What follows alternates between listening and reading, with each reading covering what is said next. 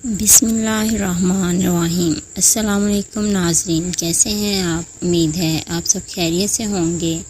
اگر آج آپ لوگوں نے درود پاک نہیں پڑھا تو برائے مہربانی درود پاک پڑھ لیجئے۔ جذبات میں شدت، قسط نمبر 19۔ اسے بتاتے وہ سائڈ سے گزرتا اپنے آفس روم میں گھس گیا۔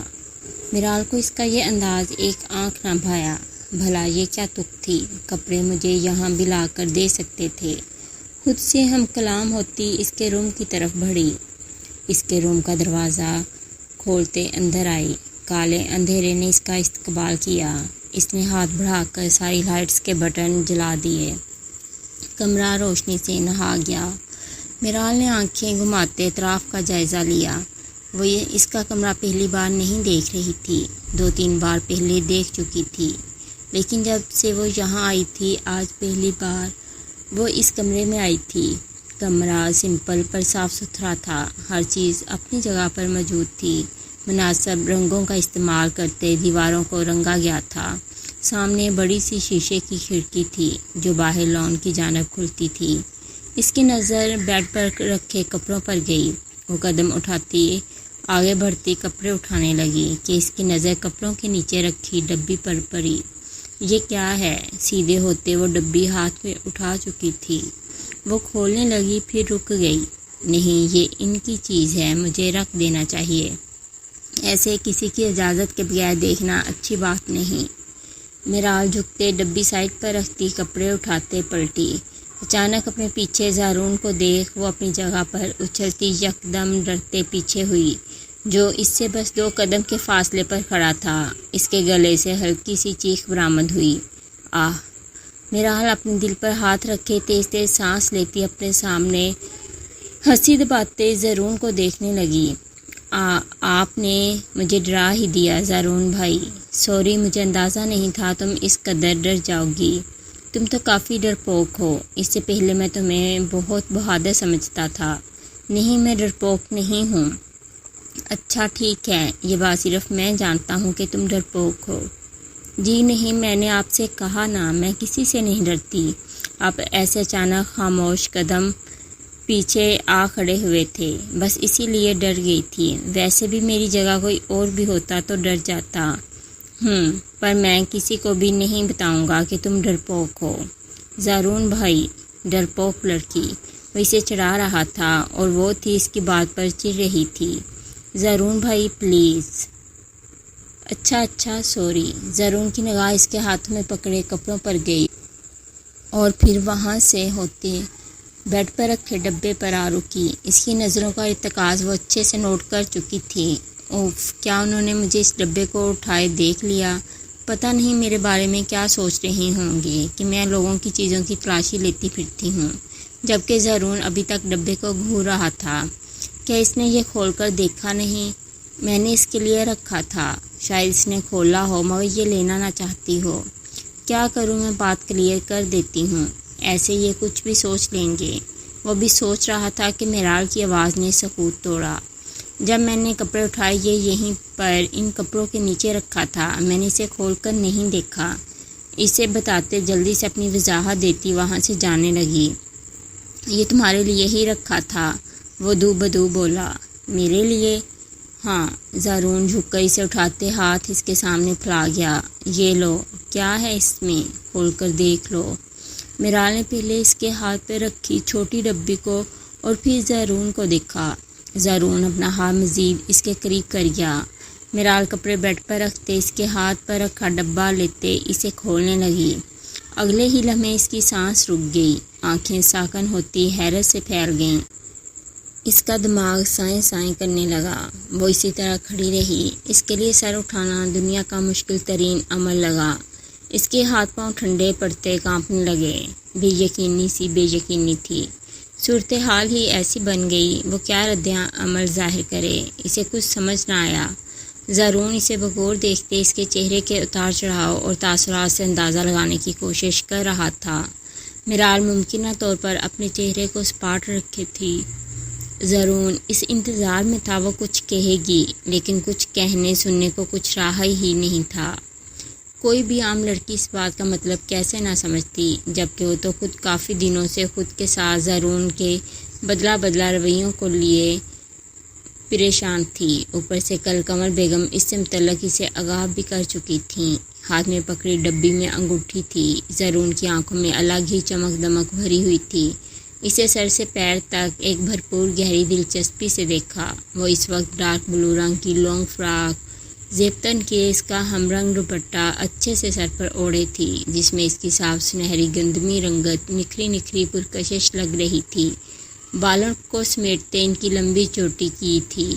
پاؤں میں چوڑی دار پاجامہ پہنا ہوا تھا۔ میک اپ جیسے لوازمات سے عاری چہرہ، جس پر معصومیت اور سادگی کا نور اس کے چہرے پر بکھرتا شادابی بخش رہا تھا۔ عورتوں والے لباس میں ہی پیاری لگتی ہے بنسبت مردوں کے۔ وہ سچ میں ایک دل نشین لڑکی تھی۔ آخر وہ کیوں نہ ہوتی؟ شرم و حیا کی پیک کر خود کو سنبھال کر رکھا تھا اس نے۔ دھیما نرم لہجہ، خوش گفتار، ہر انداز سے نزاکت جھلکتی جو اس کو مزید اٹریکٹیو بناتی تھی۔ زرون اس کے ایک ایک نقش کو بڑی محویت سے دیکھ رہا تھا۔ اس کا چہرہ غصے کی شدت سے سرخ پڑنے لگا۔ اچانک سے میرال نے اس ڈبے کو بند کرتے بیڈ پر پٹک دیا۔ آپ اپنے کپڑے بانوں سے پریس کروا لیجئے گا۔ نظریں کپڑوں پر ٹکائے دو ٹوک طریقے سے کہتے وہاں سے باہر نکلتی چلی گئی۔ زرون کھڑا بیڈ پہ رکھی ڈبی کو دیکھتا رہ گیا۔ بانو وہاں سے گزر رہی تھی جب ادھ کھلے دروازے سے اسے میرال زرون کے ساتھ اس کے کمرے میں کھڑی نظر آئی۔ وہ باسکٹ لیے پورے گھر کے دھلنے والے کپڑے اکٹھے کرتی پھر رہی تھی۔ کپڑوں کی مشین والا کام چھوڑتے دیوار کے ساتھ کھڑی ہوتی کان لگا کر ان دونوں کی باتیں سننے لگی، اور میرال کو کمرے سے باہر آتے دیکھ فوراً سے پیشتر رفو چکر ہو گئی۔ نیچے آتی سیدھے اسٹور روم میں گھسی اور دروازہ اندر سے لاک کر دیا۔ خفیہ جگہ سے اپنا چھپایا موبائل نکالتے مخصوص نمبر ڈائل کرتے کان سے لگایا۔ 1-2 دوسری بیل پر دوسری جانب فون ریسیو کر لیا گیا، لیکن کچھ بولا نہیں۔ ہیلو صاحب جی، اور ساری رداد اس کے گوش گزار کر ڈالی۔ زرون جیسے جیسے سنتا گیا اس کا فشار خون بڑھتا گیا۔ آنکھیں غصہ ضبط کرنے سے لال انگارہ ہوتی جلنے لگیں۔ ایک دم جھٹکے سے چیئر کی ٹیک چھوڑتا سیدھا ہوتے گہرے سانس لینے لگا۔ اس کے ماتھے کی رگیں ابھری، جبڑے بھینچے وہ خود کو روکے ہوئے تھا۔ صاحب جی، اس کے بعد سنتے وہ ہوش میں آیا۔ اب میرے لیے کیا حکم ہے؟ نوکرانی ڈرتے ڈرتے گویا ہوئی۔ زاویار اس وقت کچھ بھی کہنے اور مزید سننے کی حالت میں نہ تھا۔ غصے میں اس کو کہے سنے بغیر فون کاٹ دیا۔ وہ اپنی آنکھیں بند کرتے دونوں ہاتھ گردن کے گرد رکھتے سر دائیں بائیں ہلاتا تنے اعصاب کو پرسکون کرتا اٹھ کھڑا ہوا۔ اسے لگا اس کا تن بدن سلگ رہا ہے۔ غصہ حد سے تجاوز ہونے لگا۔ وہ جتنا خود کو روک رہا تھا، غصہ اتنی شدت اختیار کرتا اس پر حاوی ہونے لگا، اور دیکھتے ہی دیکھتے ٹیبل کا سارا سامان ہاتھ مار کر وہ زمین بوس کر گیا۔ شو پیس گلدان جو چیز ہار لگتی اسے وہ تہس نہس کر دیتا۔ سب کچھ توڑتے وہ پلٹتا ٹیبل پر دونوں ہاتھ جمائے جھکا۔ اسے لگا اس کے سر کی کوئی نس پھٹ جائے گی۔ وہ سیدھے ہوتے سر ہاتھوں میں تھام گیا۔ اچانک ذہن میں نہ جانے کیا آئی۔ اپنا موبائل اور چابیاں اٹھاتے تیزی سے کمرے سے باہر نکل گیا۔ ایک دن پہلے میرال چائے کا کپ لیے قمر بیگم کے کمرے میں داخل ہوئی۔ وہ جائے نماز پر بیٹھی پریشان گہری سوچ میں ڈوبی تھی کہ انہیں وہاں میرال کی موجودگی کا احساس تک نہ ہوا۔ میرال چائے کا کپ سائے ٹیبل پر آرام سے رکھتے ان کے پہلو میں آ بیٹھی۔ اس کے اچانک پاس بیٹھنے پر وہ اسے حیرانگی سے دیکھتے نگاہیں واپس نیچے مرکوز کر دیں۔ امی آ جائیں، چائے پی لیں اور میڈیسن بھی لے لیں۔ اچھا بیٹا، اسی طرح بیٹھے انہوں نے کہا۔ میرال اٹھنے لگی جب قمر بیگم نے فوری اس کا دائیں ہاتھ کو تھامتے اسے روکا۔ مجھے تم سے ایک بات پوچھنی ہے۔ ان کا لہجہ دھیما تھا اور چہرے سے سنجیدگی واضح طور پر بیان ہو رہی تھی۔ آپ ایسے کیوں کہہ رہی ہیں؟ جو بات ہے کہہ دیں، وہ اطمینان سے کہتے نیچے زمین پر بیٹھ گئی۔ قمر بیگم اس کے چہرے کو غور سے دیکھتے سنبھل کر گویا ہوئی۔ میرال بیٹا، وہ کہتے کہتے رکی۔ تمہارے ماموں جان تمہارا، وہ روک کر بول رہی تھیں۔ میرال ان کی بات پوری توجہ سے سن رہی تھی۔ تمہارا رشتہ مانگ رہے ہیں زارون کے لیے۔ ایک ہی سانس میں کہتے وہ اس کے چہرے کے اتار چڑھاؤ ملاحظہ کرنے لگی، جو اپنی جگہ سن بیٹھی رہ گئی۔ اس کا دماغ مفلوج ہو کر رہ گیا۔ کیا؟ وہ حیرت کے سمندر میں گری، صرف اتنا ہی کہہ سکی۔ ہاں، وہ چاہتے ہیں کہ اب تمہاری شادی ہو جانی چاہیے، بلکہ یوں سمجھو میں بھی یہی چاہتی ہوں میرال۔ وہ جو سکتے کی کیفیت سے دو چار بیٹھی اپنی قسمت کو کوس رہی تھی۔ کمل بیگم اپنے ہاتھوں میں اس کے ہاتھ تھام کر انہیں سلہایا اور مزید گویا ہوئیں۔ یہ فرض جتنا جلدی ہو سکے میں خیر و عافیت سے ادا کر دوں، تاکہ موت مجھے سکون کی نصیب ہو سکے۔ مجھے اپنی بیٹی کی فکر نہ ہو کہ میرے جانے کے بعد تمہارا کون خیال کرے گا۔ وہ اس سے نظریں ملا نہیں پا رہی تھیں۔ میرال کی ساری بے بسی، سکتہ، حیرت جھاگ کی مانند بیٹھ گیا اور اس سب کی جگہ غصے نے لے لی۔ اچھا، تو اب میں آپ کو بوجھ بھی لگنے لگی ہوں، جسے سر سے تار پھینک دینا چاہتی ہیں آپ۔ میرال کا چہرہ غصے سے لال انگارا پڑ رہا تھا۔ اس کی فضول بکواس پہ کمل بیگم کا پارا ہائی ہو گیا۔ تمہارا دماغ خراب ہو گیا ہے، کیسی باتیں کر رہی ہو؟ کمل بیگم دبا گھرائی۔ ہاں، ہو گیا ہے میرا دماغ خراب، پاگل ہو گئی ہوں میں۔ ماموں جان نے یہ سوچ بھی کیسے لیا، اور آپ نے انہیں فوراً انکار کیوں نہیں کیا، جبکہ آپ جانتی ہیں میرا جواب انکار ہی ہوگا۔ ان کی پہلی من پسند بیوی کا انتقال ہو گیا ہے۔ یہ جانتے بوجھتے بھی آپ کس امید سے، کس آس سے مجھ سے پوچھ رہی ہیں امی، کہ شاید میں ہاں کر دوں گی، لیکن آپ غلط ہیں۔ میں انہیں اپنا بڑا بھائی سمجھتی ہوں، آپ ایسا سوچ بھی کیسے؟ وہ تو غصے سے پھٹ ہی پڑی۔ اسے غصے سے اونچا بولتے دیکھ انہوں نے اس کی کینچی کی طرح چلتی زبان کو روکنے کے لیے اس کے منہ پر ہاتھ رکھ دیا۔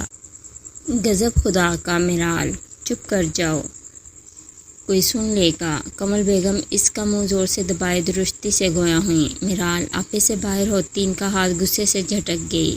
امی، میری طرف سے صاف انکار ہے، اور اگر آپ لوگوں نے میرے ساتھ زبردستی کرنے کی کوشش کی تو انجام کے ذمہ دار بھی آپ خود ہوں گے۔ غصے سے کہتی اٹھتی کمرے کا دروازہ زور سے بند کرتے اپنے کمرے میں چلی گئی۔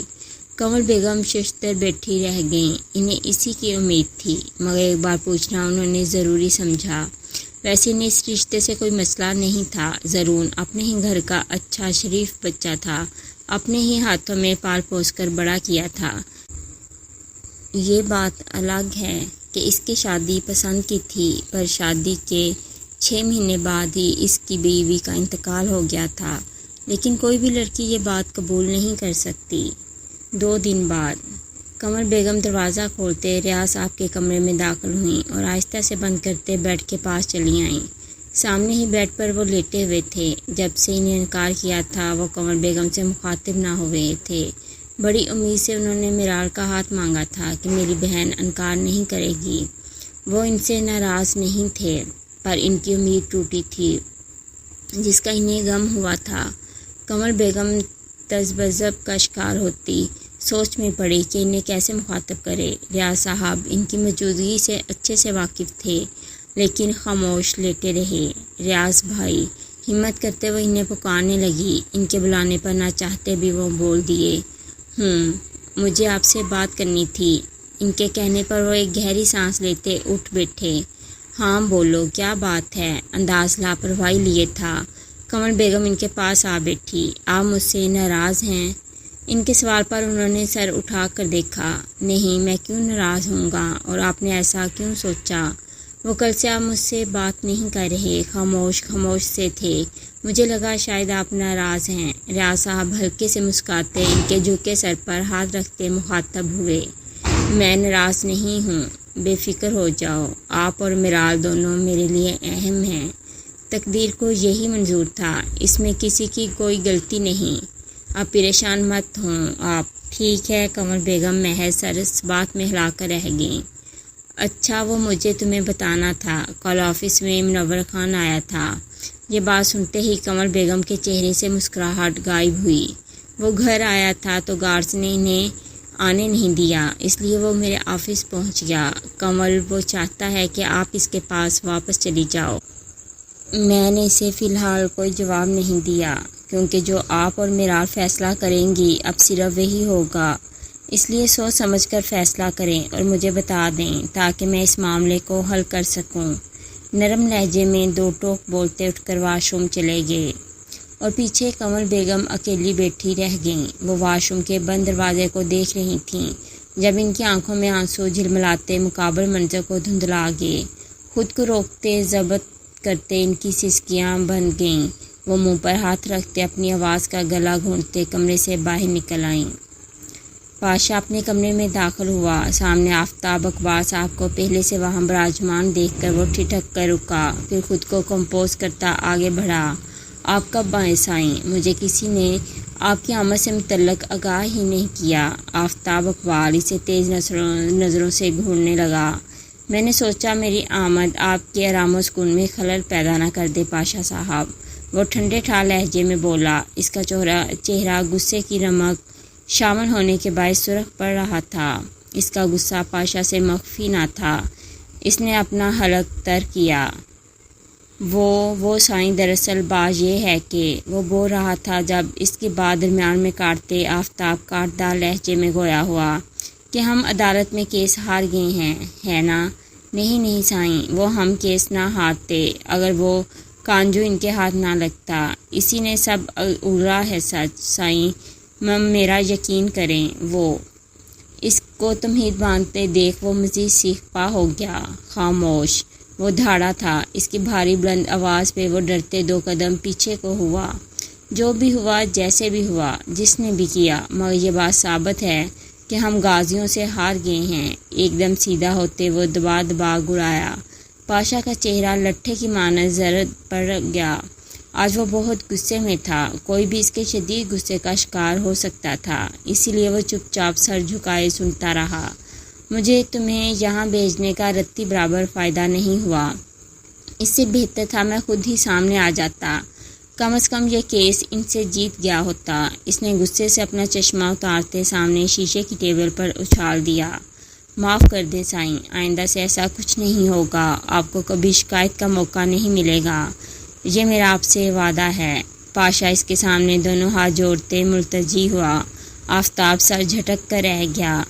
میں ان لوگوں کو اذیت، تکلیف، درد سے دوچار کرتے تڑپا کر اپنے ہاتھوں سے مارنا چاہتا ہوں، لیکن اس سے پہلے انہیں اس دنیا میں سب کے سامنے پست ثابت کرتے اپنے قدموں میں گرا دیکھنا چاہتا ہوں۔ یہ میرا صدیوں پرانا خواب ہے اور میں اسے حقیقت بنانا چاہتا ہوں۔ سائیں معاف کر دیں، جیسا آپ چاہتے ہیں ویسا ہی ہوگا، بس آپ میری ایک ٹھیک ہے، میں تمہیں ایک اور موقع فراہم کرتا ہوں۔ اگر تو تم کچھ اچھا کر گے تو میں تم سے راضی ہو جاؤں گا، ورنہ انجام تو تم جانتے ہی ہو اپنا، وہ سخت گیر آواز میں کہتے چبا کر بولا اور اٹھ کھڑا ہوا۔ وہ پاشا کو کھلی دھمکی دے چکا تھا۔ اس کے الفاظ تھے کہ شیشہ جو اس کے کانوں میں انڈیلا تھا۔ وہ بت بنا اپنے سامنے کھڑے اس شخص کو غور سے دیکھ رہا تھا جس کے لیے وہ آج تک ہر کام کرتا آیا تھا۔ اگر وہ جان بھی مانگتا تو نکال کر دینے سے گریز نہ بڑھتا، مگر یہاں مقابل صرف مطلب پرست انسان کی صورت میں حیوان تھا جسے کسی کی پرواہ نہیں تھی سوائے اپنے انتقام لینے کے۔ وہ اپنی دنیا کا شفاق ترین ظالم انسان تھا جس کے سامنے اپنے وفادار بندے کی ایک غلطی کوتاہی تک معاف کرنے کی گنجائش باقی نہ تھی۔ وہ اپنے کوٹ کو جھٹکا دیتے سامنے کا بٹن بند کرتا اپنے سامنے بے حس و حرکت کھڑے پاشا کو لال انگارہ بنی کڑی نظروں سے دیکھتے بغیر کچھ کہے باہر نکلتا چلا گیا، اور پاشا اپنی جگہ ایسے ہی ساکت کھڑا رہ گیا جیسے اسے ابھی تک اس کے تلخ رویے کا یقین نہ آیا ہو۔ میرال اپنے کمرے میں تھی جب دروازہ کھولتے بانو اندر داخل ہوئی۔ بی بی جی آپ کا فون ہے۔ میرا کس کو اگلی ویڈیو کا انتظار رہے گا، کمنٹ میں ضرور بتائیے گا۔ اللہ حافظ۔